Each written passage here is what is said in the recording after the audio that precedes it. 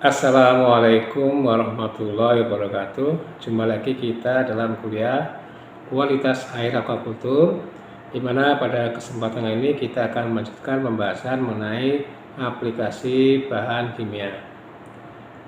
Pada pokok bahasan yang kedua ini kita akan membahas satu sub pokok bahasan, yaitu bahan-bahan kimia yang dapat digunakan pada budidaya udang. Kali ini kita masih akan membahas tentang aplikasi bahan kimia dalam budidaya udang sesi yang kedua, di mana pada sesi yang kedua ini akan dibahas beberapa jenis bahan kimia yang bisa digunakan dalam budidaya udang. Yang pertama, bahan kimia yang dikelompokkan dalam oksidator. Kemudian yang kedua, bahan kimia yang dikelompokkan dalam desinfektan. Yang ketiga, pupuk. Kemudian yang keempat, kapur. Kelima, molase. Dan yang terakhir, probiotik. Langsung saja kita masuk ke pertama, bahan kimia yang dikelompokkan dalam oksidator. Oksidator di sini artinya dalam reaksi nanti bahan kimia tersebut bisa menghasilkan oksigen. Yang pertama adalah potasium permanganat, KMNO4. Nah, potasium permanganat ini mampu mengoksidasi bahan organik dan anorganik serta mampu membunuh bakteri. Ya, biasanya aplikasinya 2-4 mg/liter pada tambak yang kekurangan oksigen terlarut. Nah, dengan konsentrasi 2 mg/liter ini, KM4 dapat membunuh 99% bakteri gram negatif. Jadi sangat manjur ya untuk membunuh patogen di sini. Nah, ini reaksinya dalam air ya, MnO4 plus 4H plus 3E akan menghasilkan MnO2. Nah, MnO2 inilah sebagai katalisator untuk reaksi berikutnya yang dapat menghasilkan oksigen terlarut. Kita lihat di sini reaksinya 4MnO4 negatif 1 plus 22O, nah, nanti akan menghasilkan 3O2. Ya. Nah, sekarang pertanyaannya, berapa potasium yang dibutuhkan untuk meningkatkan 1 mg per liter oksigen terlarut dalam tambak? Nah, ini bisa kita hitung dari persamaan di atas ya. 4 KMNO4 ini di sini sama dengan ya 3O2 ini ya, di mana berat molekul dari 4 KMNO4 adalah 632,16 mg ya. Kemudian berat molekul dari 3O2 96 mg ya. Pertanyaannya, berapa KMNO4 yang dibutuhkan untuk menghasilkan 1 mg per liter O2 ya, O2. Nah, ini bisa kita silang saja, akan ketemu nanti hasilnya, di mana X ini sama dengan 632,16 dibagi 96 ya, sama dengan 6,58 mg per liter KMNO4. Artinya apa? Untuk menghasilkan 1 mg per liter O2 itu dibutuhkan 6,58 mg per liter KMNO4. Jadi cukup banyak yang dibutuhkan. Sehingga biasanya KMNO4 memang jarang digunakan oleh petambak untuk meningkatkan kandungan oksigen terlarut. Biasanya digunakan untuk menekan bakteri patogen. Ya. Kemudian yang kedua adalah peroksida H2O2. Ini termasuk oksidator kuat, ya. Dia mengandung 50% bahan aktif. Nah, peroksida ini biasanya digunakan dalam bidang perikanan, baik dalam budidaya perairan, ya, tambak udang atau tambak ikan, maupun untuk transportasi benih. Ya. Nah, ini reaksinya bisa kita lihat di sini kenapa dia bisa menghasilkan oksigen terlarut ya. 2H2O2 dia akan menghasilkan 2H2O dan O2 di sini. Inilah peroksida. Ya. Kemudian kelompok yang kedua adalah desinfektan. Ya, desinfektan ini ada cukup banyak bahan kimia yang biasa digunakan sebagai desinfektan. Yang pertama yang biasa kita gunakan adalah kapolit atau kalsium hipoklorit. Ya. Kalsium hipoklorit. Rumus kimia adalah CaOCl2. Ya, CaOCl2. Ya. Dalam air, kaporitnya akan terhidrolisis dan membentuk klor bebas aktif dengan reaksi seperti di bawah ini. CaOCl2 plus 2H2O menjadi 2HOCl plus CaOH 2 kali. Ya, di mana HOCl ini maupun OCl adalah senyawa aktif, bahan aktif yang bisa membunuh ikan, bakteri maupun fitoplankton. Ya, inilah senyawa aktifnya. Ya. Kebutuhannya berapa untuk membunuh karier ya atau membunuh udang liar dalam tambak atau bunuh ikan itu biasanya digunakan dosis 20 sampai 30 mg per liter bahan aktif ya. Di sini menggunakan bahan aktif karena kapolit itu kandungannya ada yang 60%, ada yang 60% dan mungkin ada yang lebih tinggi lagi sehingga yang perlu menjadi acuan adalah 20 sampai 30 mg bahan aktif gitu ya. Nah, residu kaporitnya akan hilang biasanya dalam waktu 48 jam atau 2 hari. Ya, 2 hari biasanya residunya akan sudah hilang. Nah, waktu yang paling tepat untuk melakukan perlakuan ini ya, penebalan kaporit itu pada waktu sore hari atau malam hari. Kemudian yang kedua dari desinfektan ini adalah krustaside. Ya, krustaside ini bahan kimia yang digunakan untuk membasmi atau membunuh organisme dari kelas krustasea ya, dari kelas krustasea. Ya. Bahan aktifnya adalah triklorfon. Ya, triklorfon. Ini rumus kimianya kita lihat di sini. Ya. Mekanisme kerjanya yang penting menghambat enzim kolinesterase. Ya, kolinesterase ini sehingga ketika dia terhambat maka organisme tersebut akan mati. Ya. Nah, bahan kimia ini, krustaside ini efektif pada kisaran salinitas yang luas. Ya, salinitas yang luas. Tidak ada pengaruh terhadap fitoplankton sampai konsentrasi 10 mg per liter. Ya. Namun pada zooplankton dia ada pengaruhnya ya, bisa menurunkan populasi zooplankton. Tidak ada pengaruh terhadap keong atau mussel sampai konsentrasi 1 mg per liter.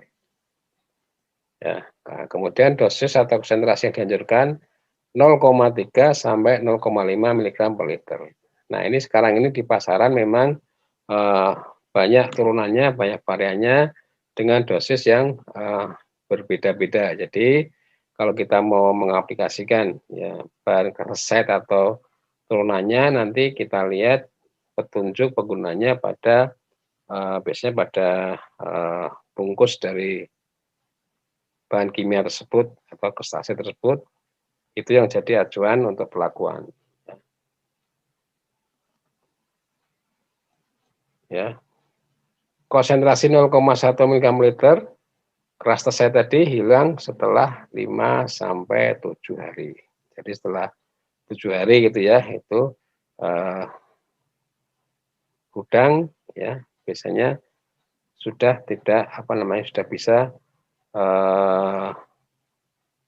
kita tebar di situ ya. Tapi biasanya untuk lebih amannya memang dari perlakuan pertama ini sampai penebalan benur itu biasanya memakan waktu sekitar 14 hari sambil menunggu fitoplankton tumbuh dengan baik.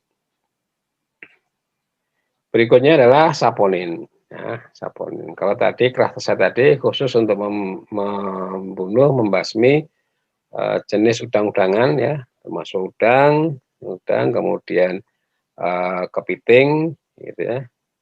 Nah, saponin ini khusus untuk membunuh atau membasmi ikan atau organisme air yang berdarah merah ya, memiliki hemoglobin. Saponin acid cake merupakan glikosidase plant yang mengandung spogenin dan gula. Mengandung bahan aktif 5-7%. Ya. Diambil dari biji teh dan memiliki rasa pahit. Bersifat racun terhadap ikan ya tadi ya, dan semua hewan air yang mengandung hemoglobin, tetapi tidak beracun bagi manusia dan krustase. Ya, jadi ketika kita melakukan saponin itu tidak menyebabkan kematian pada udang ya, di situ. Beberapa hal yang mempengaruhi daya racun dari saponin ya, di sini lamanya waktu pelarutan. Ya, semakin lama daya racunnya semakin berkurang. Ya. Bahkan kalau lebih dari 2 hari maka saponin sudah tidak memiliki sifat racun ya, dan berubah menjadi pupuk nantinya. Kemudian salinitas, ya, semakin tinggi salinitas, daya racunnya semakin efektif. Ya.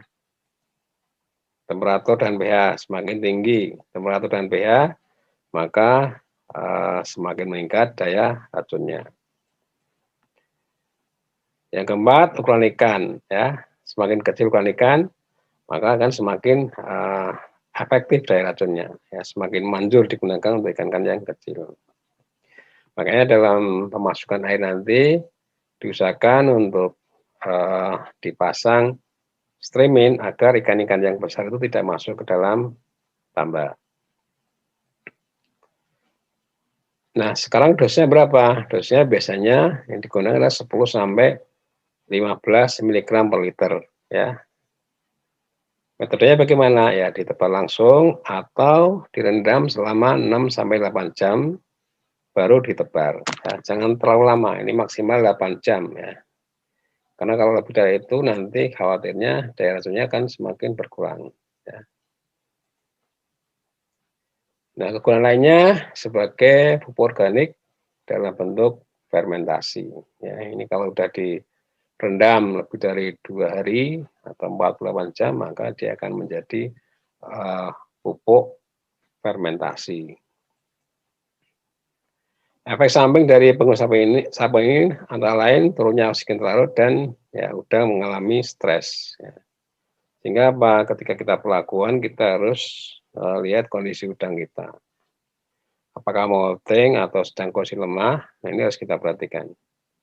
Jangan sampai ketika kondisi molting kemudian udang juga lemah, kita pelakuan saponin nanti akan berakibat fatal pada udang kita.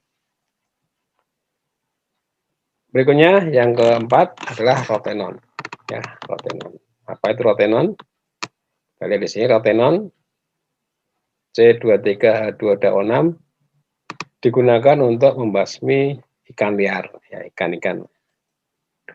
Berasal dari tumbuh-tumbuhan antara lain Delis elliptica dan Onchocarpus.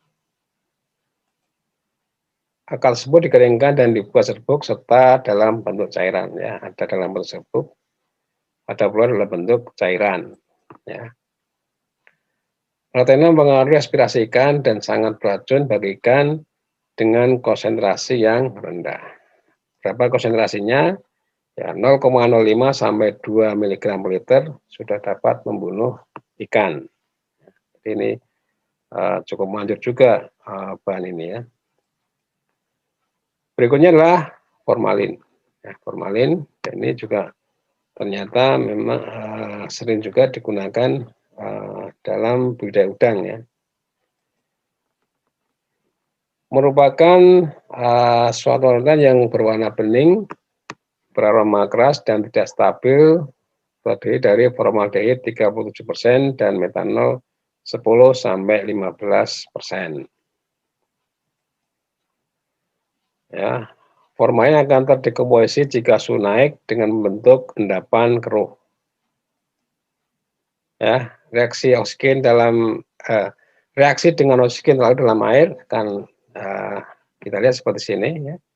Jadi dia bereaksi ini akan membutuhkan oksigen ya. Membentuk asam formik. Ya. Makanya nanti dalam perlakuan ini ya, biasanya oksigen terlarut akan turun. Sehingga perlu ada biasanya ada pergantian air untuk mengantisipasi kondisi yang tidak diinginkan. Ya, formalin dapat digunakan untuk membunuh bakteri dan protozoa dengan konsentrasi 25 mg per liter serta dapat menurunkan total bacteria count maupun total vibrio count (TVC). Nah, dampak dari pemakaian formalin ini tadi ya reaksinya DO akan turun ya, dia akan turun dan plankton juga mengalami kematian. Ya. Nah, dalam budidaya udang biasanya digunakan untuk udang windu terutama ya, ketika terjadi udang lumutan itu dengan aplikasi formalin ini bisa membersihkan tubuh udang. Biasanya seperti itu ya, ketika kita aplikasi formalin ini udang windunya yang tadi dia nafsu makan turun, dengan aplikasi ini ada kecenderungan dia akan naik nafsu makannya. Nah, dan juga di hatchery itu digunakan untuk stress test, ya, untuk menguji SR dari benur, ya, itu dengan stress test konsentrasi 100 mg per liter. Desinfektan berikutnya adalah kupri sulfat atau CU esomat. Ya. Kupri sulfat merupakan algaecide, ya, dia membasmi lumut atau algae. Dosisnya berapa? Dosisnya itu adalah 2 mg per liter. Ya. Jadi ini lumut ini penting ya, harus kita basmi di awal persiapan air, karena kalau dia tumbuh ketika proses persiapan air sampai budidaya nanti akan menyebabkan plankton sulit tumbuh dan akibatnya biasanya SR-nya juga akan turun. Ya. Jadi dosisnya adalah 2 mg per liter. Ya, 2 mg per liter. Ya. Kapan aplikasinya? Aplikasinya ketika persiapan air ya, setelah air penuh, diisi penuh, sebelum kita aplikasi Krasaside ya, sehari sebelumnya kita aplikasi dulu dengan kupri sulfat ini. Nah, itu adalah golongan dari desinfektan. Kemudian yang ketiga itu pupuk ya, pupuk yang kita gunakan. Biasanya kalau dalam budidaya udang untuk menumbuhkan fitoplankton kita gunakan pupuk nitrogen dan pupuk fosfor. Ya, itu yang penting. Ya. Yang pertama nitrogen, apa aja yang digunakan? Ada urea, ya, N-nya itu 45%, ada juga amonium nitrat, ya, sodium nitrat juga ada, dan potasium nitrat. Ya, ini biasa digunakan dalam budidaya udang. Tapi yang paling sering digunakan adalah urea. Urea. Nah, kita akan coba lihat urea apa yang terjadi ketika urea kita masukkan dalam kolam ya. Jadi ini urea sumber nitrogen. Nah, apa reaksinya ketika urea kita masukkan dalam air ya, CONH2 dua kali urea ini akan bereaksi dengan H2O, akan terbentuk CO2 dan 2NH3 amonia ya. Di mana amonia ini nanti akan berada kesetimbangan dengan amonium ya, NH4 positif 1. Ya. Nah, sekarang pertanyaannya berapa urea yang dibutuhkan untuk menghasilkan 1 mg per liter amonia. Nah, ini kita bisa lihat dari reaksi ini ya. CO NH2 dua kali sini. Kita lihat di sini perbandingannya dan 2NH3 di sini ya. Kita cari dulu masing-masing berat molekulnya 60 17 ya. NH3 17, kalau 2 NH3 berarti dikalikan 2, ini 34 ya. Nah, untuk mencari berapa amonia yang dibutuhkan untuk menghasilkan 1 mg per liter amonia, nah ini disilang saja, disilang. Nah, nanti akan ketemu 34X ya. Ini kan 34 kali X sama dengan 60 ya, 60 kali 1 60. Sehingga X bisa ketahuan 1,8 mg urea. Jadi untuk menghasilkan 1 mg amonia ini dibutuhkan 1,8 mg per liter urea. Kemudian yang kedua ya, yang dibutuhkan oleh fitoplankton adalah fosfor ya. Fosfor biasanya pupuk yang digunakan adalah superfosfat ya, SP ya, SP, kemudian juga triple superfosfat atau TSP ya. Superfosfat kandungan P2O5-nya sekitar 16 sampai 20% dengan kelarutan di air mencapai 85% ya. Sementara TSP ya, kandungan fosfatnya 44, sampai 45% P2O5, kemudian kelarutan di air mencapai 85% ya. Ini memang yang sering digunakan adalah superfosfat dan TSP ini. 1 unit P setara dengan 0,5 unit P2O5. Jadi kalau kita menghitung P dari P25 ini 1 unit P setara dengan 0,5 unit P2O5. Yang keempat adalah kapur. Ya, kapur digunakan dalam budidaya udang dengan tujuan utama, satu, meningkatkan pH air dan tanah.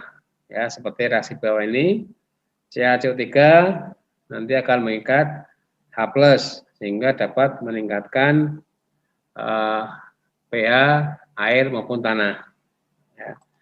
Yang kedua adalah meningkatkan alkalinitas dan hardness, ya, seperti reaksi di bawah ini, di mana dolomit yang kita aplikasikan nanti akan bereaksi dengan CO2 dan H2O menghasilkan Mg2+ dan Ca2+ sebagai penyusun utama hardness dan bikarbonat ya HCO3 -1 sebagai penyusun utama alkalinitas.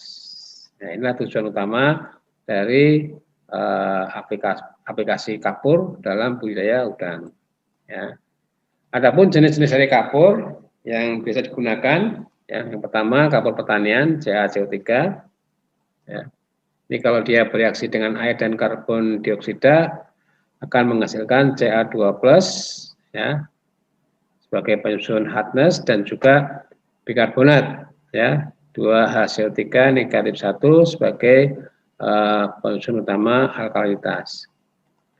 Kemudian dolomit CaMgCO3 2 kali, ya, ketika kita taruh di air dalam air tambak, dia akan bereaksi bersama dengan CO2 juga menghasilkan ini ya Ca dan Mg sebagai penyusun hardness dan juga bikarbonat sebagai penyusun alkalinitas.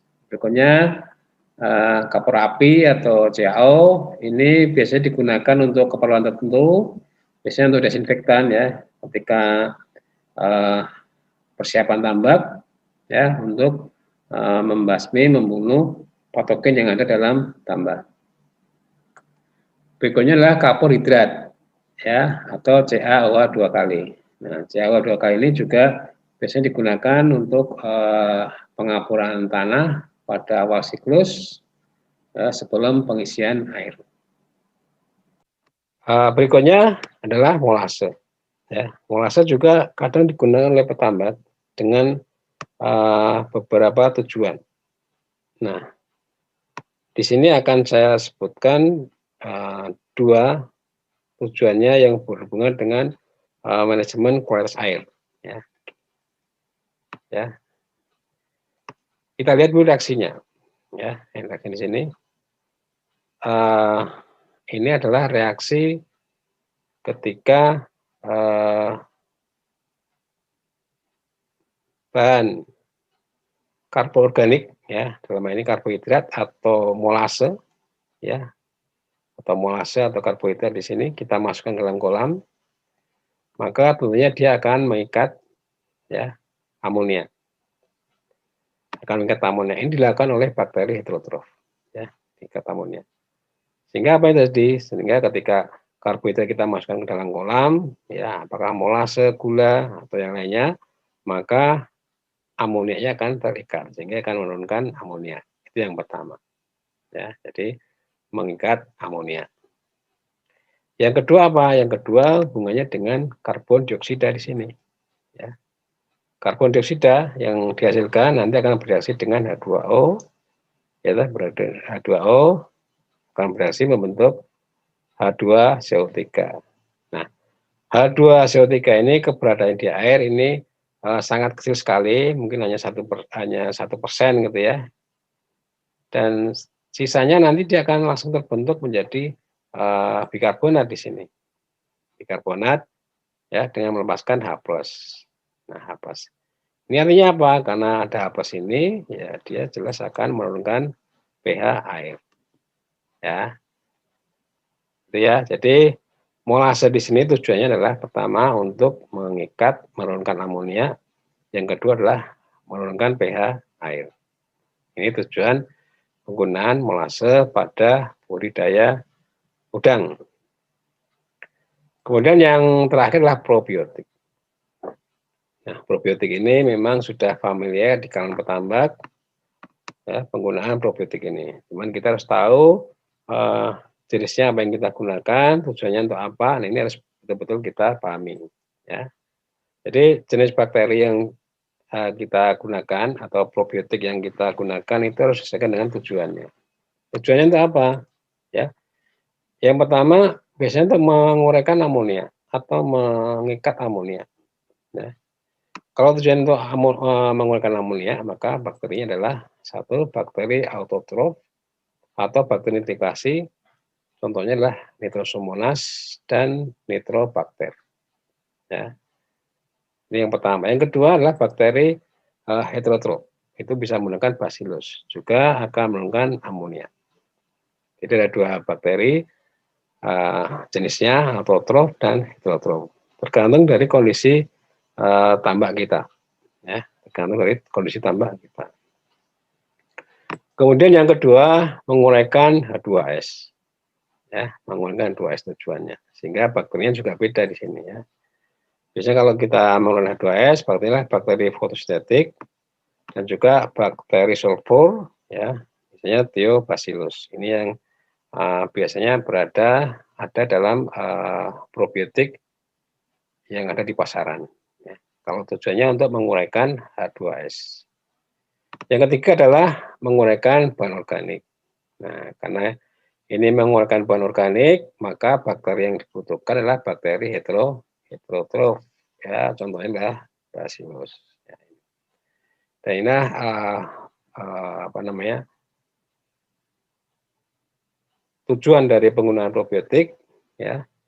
Dan nanti harus disesuaikan dengan bakteri yang kita butuhkan. Ya. Itu. Jadi itu yang bisa saya sampaikan untuk bahan-bahan kimia yang digunakan pada budidaya udang, pada pembahasan sesi yang kedua aplikasi bahan kimia untuk budidaya udang ini. Kalau ada kekurangannya kami mohon maaf. Saya akhiri. Wassalamualaikum warahmatullahi wabarakatuh.